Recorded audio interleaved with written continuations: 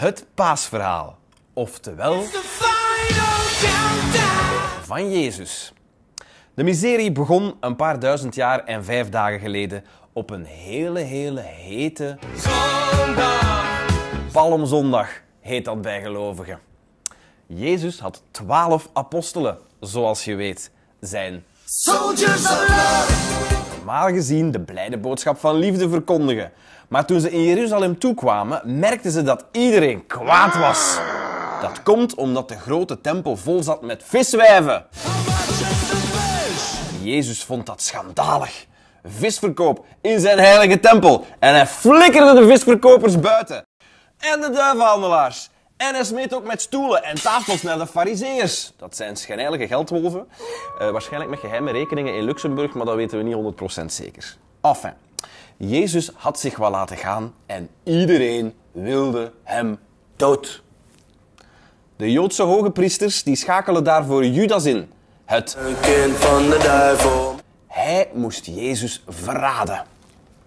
Op donderdag gaf Jezus een feestje voor zijn 12 soldiers of love.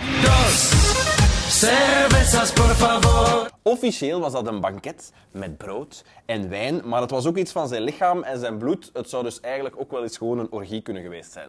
Want ineens stond Judas, de verrader, het kind van de duivel daar, met Romeinse soldaten. En hij zei tegen Jezus: geef me een kus.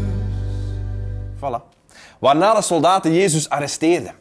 Die had de bui al zien komen. Hij wist dat Judas niet te vertrouwen was. 1000-maal belogen. En zo begon Jezus op vrijdagochtend aan een soort van dodentocht. In lendendoek en met een kruis op zijn schouder. Eens aangekomen bovenop de berg werd hij gekruisigd en begon hij te bidden. Een wanhopige oproep aan God. God had het helaas druk. En nog voor zonsondergang was Jezus dood en begraven. Op zaterdag gebeurde er eigenlijk vrij weinig. Want zaterdag is gevoeligensdag. Op zondag ging Maria Magdalena het graf van Jezus bezoeken.